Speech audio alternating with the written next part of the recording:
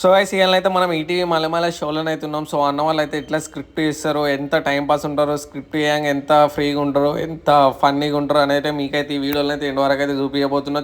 చూసే ముందు అయితే మన ఛానల్ అయితే సబ్స్క్రైబ్ అయితే చేసుకోండి, మహేష్ మస్తే. సో జల్ది అయితే మనం వీడియో లోపలికి వెళ్దాం. సో ఛానల్ అయితే సబ్స్క్రైబ్ అయితే చేసుకోండి గైస్.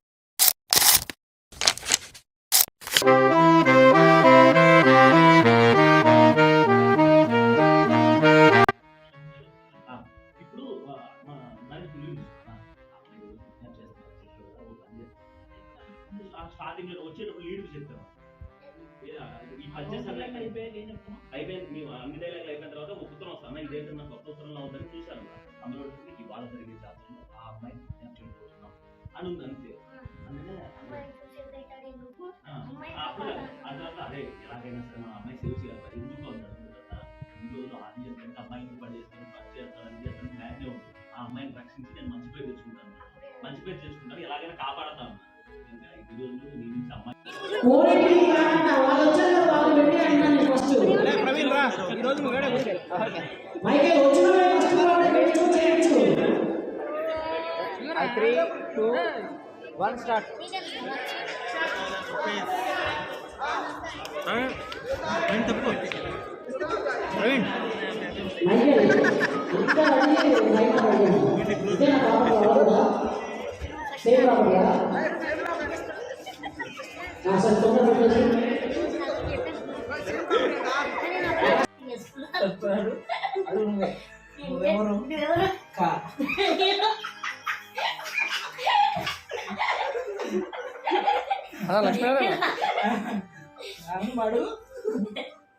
రాగానే ఎవరు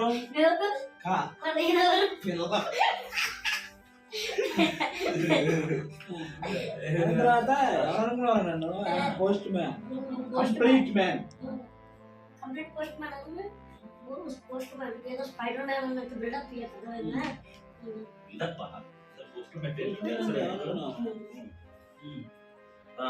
ఎవరు పిలవకుండా ఇంటికి వచ్చే చుట్టం. ఇందాక అనుకుని యాడ్ చేయమన్నారు కదా, మన విషయాలు పిలవకుండా ఇంటికి వచ్చే చుట్టం బారసాల కబురు తెస్తాడు, బాధ కలిగించే చావు కబురు తెస్తాడు, మర్యాదలతో మహారాజులా కనిపిస్తాడు, బ్యాంకు వారి నోటీసులతో రాక్షసులా దర్శనమిస్తాడు, రచయితలకు కథల పోటీల ఫలితాలు, యువతీ యువకులకు ప్రేమలేఖల సంకేతాలు ఇస్తాడు. అంతెందుకు, నేనే కదా ఈ ప్రపంచంలో ప్రతి ఒక్కరు పోస్ట్ మ్యాన్ అని తీసేసి సెట్లో ప్రతి ఒక్కరు పోస్ట్ మ్యానే.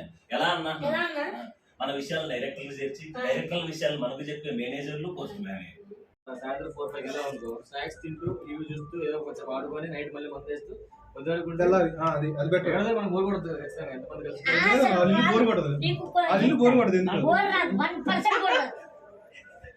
వాళ్ళకి ఏది మా డైనింగ్ టేబుల్ మీద 10:30 కూర్చున్నాం, 3 దాకా మాట్లాడుకుంటున్నాను. అంటే నరేష్ నీకు ఎవరైనా నేను కింద సిగ్మెంట్ పోతాని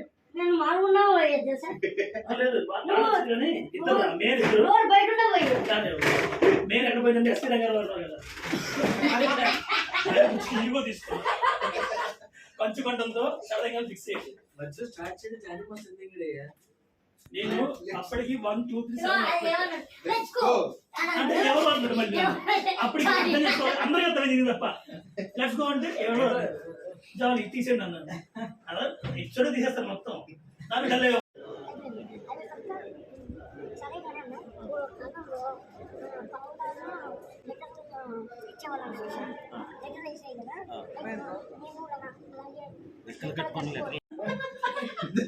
చెప్పాలన్నా కూడా స్టైల్ వేరే బాబు గారు అందించడం లేదు. ఏంటంటే